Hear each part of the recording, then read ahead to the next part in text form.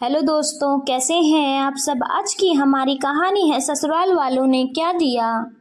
अंकिता कई बार ये नोटिस कर चुकी थी कि जब भी पति संदीप अंकिता के साथ अपने ससुराल जाकर आता था, उसके बाद संदीप की मां रेखा जी का मुंह बिगड़ जाता और वो कुछ दिनों तक अनमनी सी रहती।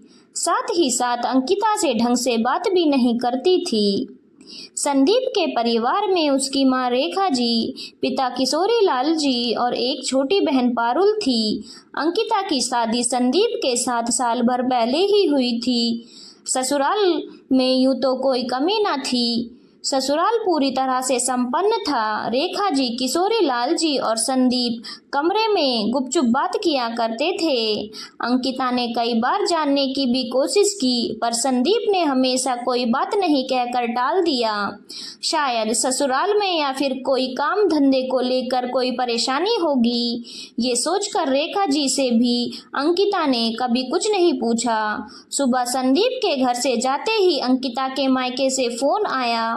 फोन अंकिता ने ही रिसीव किया था और फोन पर बात होने के बाद अंकिता बेहद खुश हो गई।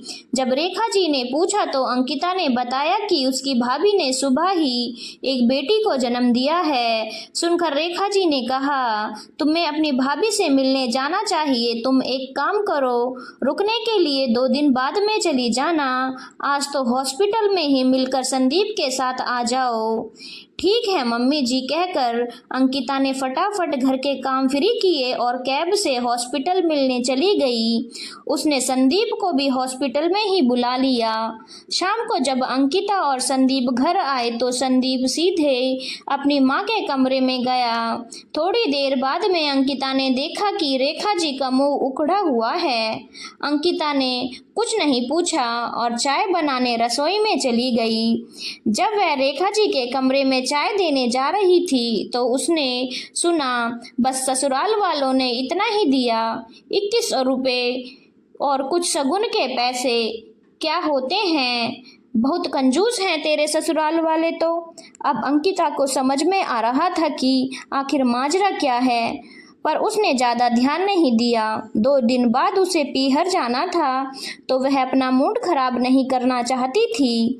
2 दिन बाद अंकिता अपने पीहर चली गई। अपनी नन्ही भतीजी और भाभी के साथ उसने ये 15 दिन बहुत एंजॉय किए। अब अंकिता को वापस आना था तो उसकी मम्मी ने उसे बहुत सा सामान देकर विदा किया।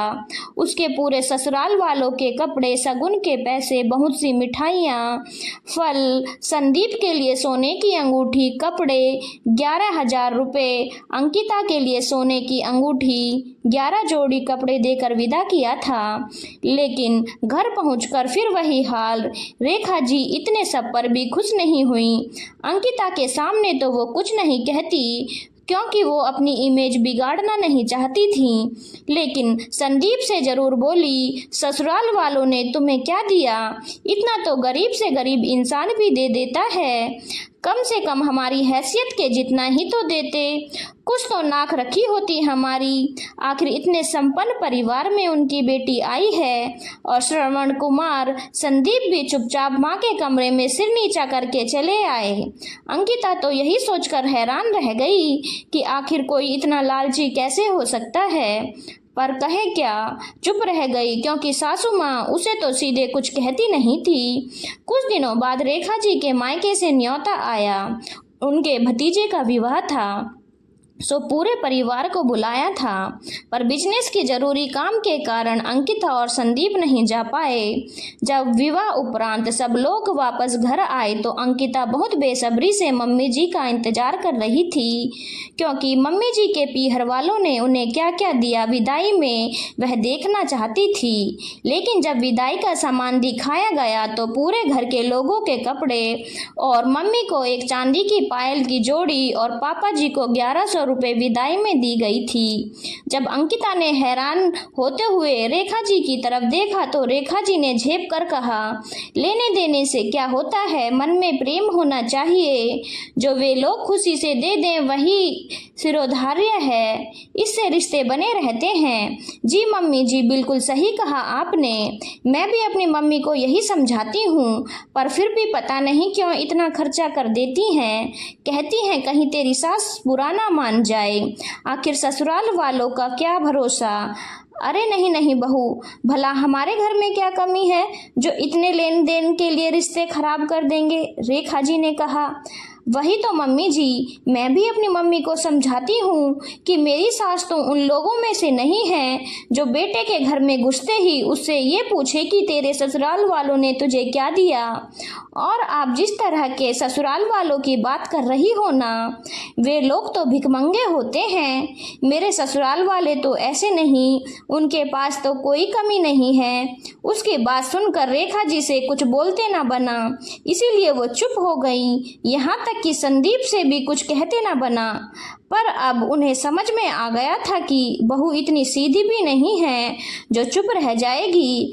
अगर उसे एक सुनाया तो वो पलट के दो सुना देगी। इसीलिए उस दिन के बाद से रेखा जी ने कभी भी संदीप से ये नहीं पूछा कि तुम्हारे ससुराल वालों ने तुम्हें क्या दिया है। धन्यवाद दोस्तों। अगर आपको कहानी अच्छी लगी हो तो चैनल को लाइक, शेयर और सब्सक्राइब करना ना भूलें।